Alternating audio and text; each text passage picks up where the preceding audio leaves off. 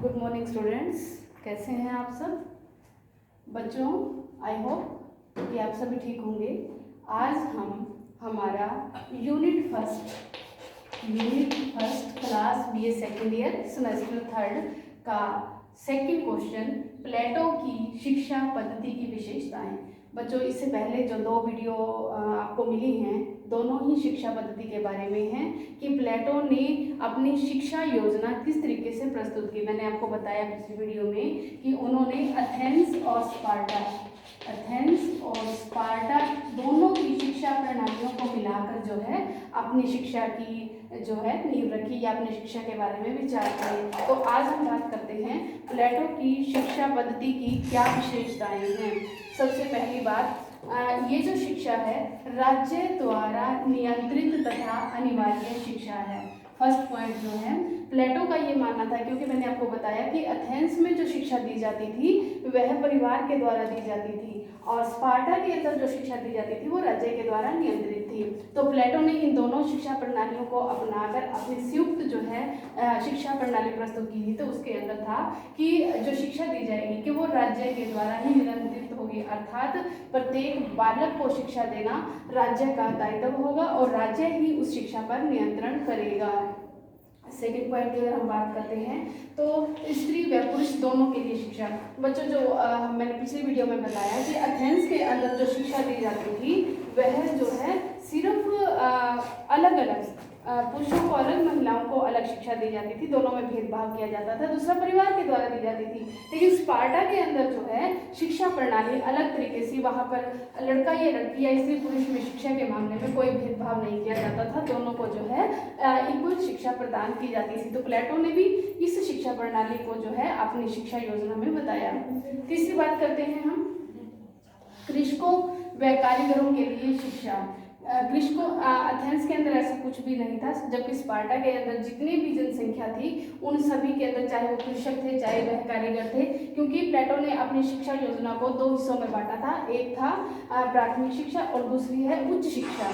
तो प्राथमिक शिक्षा जो है वो कृषकों और कारीगरों के लिए दी जाती थी। तो प्लेटो ने अपनी शिक्षा योजना में कृषकों व कारीगरों को जो है उनको भी शिक्षा देने का प्रावधान किया। उसके बाद हम बात करते हैं फोर्थ की, साहित्य पर कठोर नियंत्रण। साहित्य, बच्चों एथेंस के अंदर जो है, क्योंकि पेरेंट्स शिक्षा देते थे, साहित्य पढ़े या ना पढ़े बच्चों के ऊपर निर्भर करता था। दूसरी बात ये थी साहित्य कैसा होगा, म्यूजिक को क्या स्थान मिलेगा, गणित बच्चे पढ़ेंगे या नहीं पढ़ेंगे, ये पेरेंट्स पर निर्भर करता था। लेकिन जो है स्पार्टा के अंदर जो था वहाँ पर ऐसा साहित्य पढ़ाया जाता था जो बच्चों, बालक बालिकाओं के अंदर जो है वो वीरता की भावना को जो है नियंत्रित करे या वीरता की भावना को बढ़ाए, इस तरीके के। और जो ऐसा साहित्य जो डिमोरलाइज करे या जो निम्न स्तर का हो, उस तरीके के साहित्य पर जो है राज्य के द्वारा जो है वो नियंत्रण लगाया जाता था। यानी कि राज्य की इच्छा के आधार पर जो है वहाँ पर बच्चों को म्यूजिक या साहित्य की शिक्षा दी जाती थी। उसके बाद है फिफ्थ पॉइंट बच्चों, मानसिक और शारीरिक शिक्षा। जैसा कि मैंने बताया कि एथेंस जो था वो बार बार स्पार्टा के लोगों के द्वारा या स्पार्टा के सैनिकों के द्वारा आक्रमणों का शिकार हो रहा था।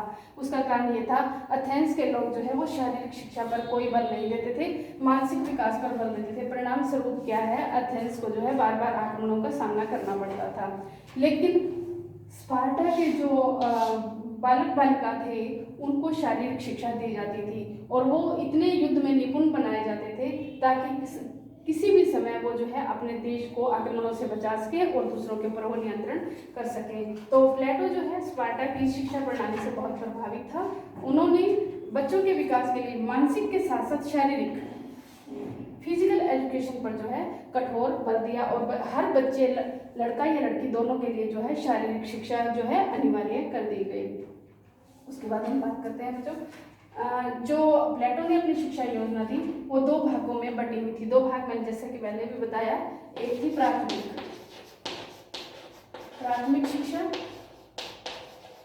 जिसका जो आयु के आधार पर बढ़ी हुई थी 6 से लेकर 18 वर्ष तक की आयु तक के बच्चे जो है वो प्राथमिक शिक्षा में आते थे।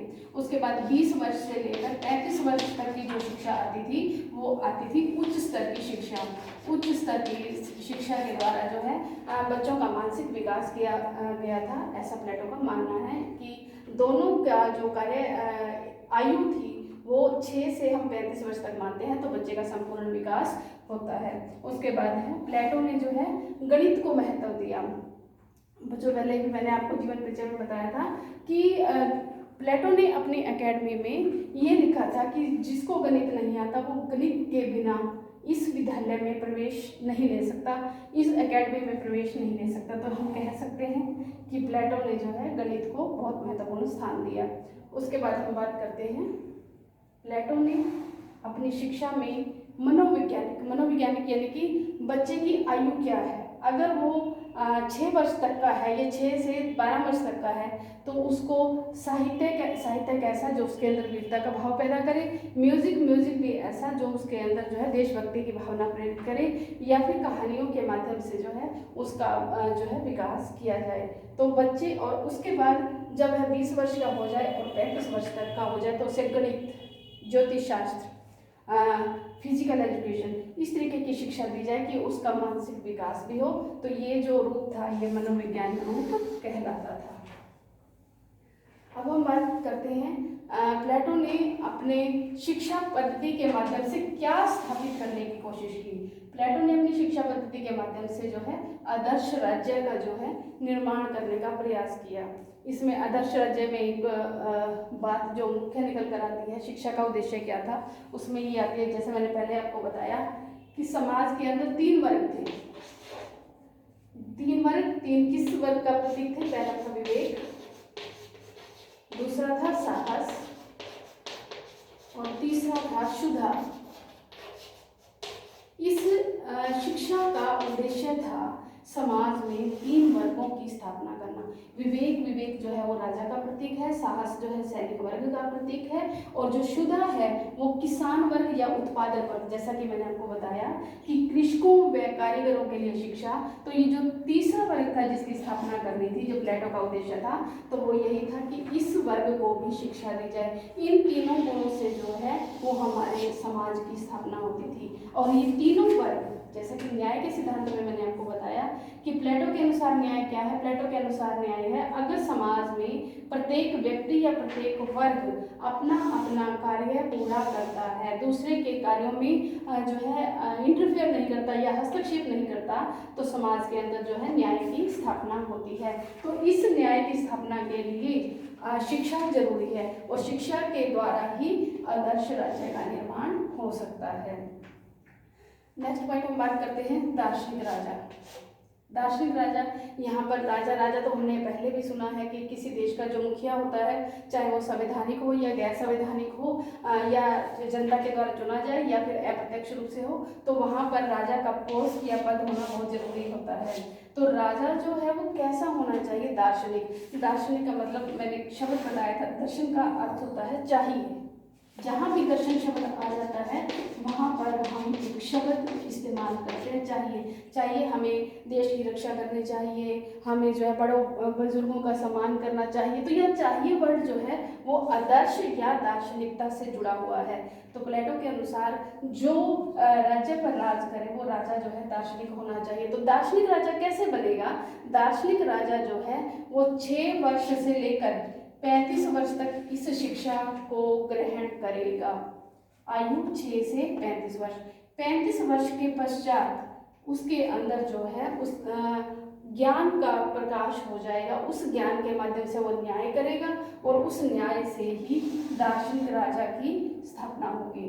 तो बच्चों हम ये कह सकते हैं कि प्लेटो ने अपनी शिक्षा पद्धति में एथेंस और स्पार्टा को मिलाकर एक संयुक्त, हम यूँ कह सकते हैं, शिक्षा योजना जो है वो प्रस्तुत की थी, और उसके माध्यम से ही जो है आदर्श योजना बनी। और वो आज तक भी हम देखते हैं कि हमारी हर शिक्षा व्यवस्था में जो है वो सही कार्य कर रही है।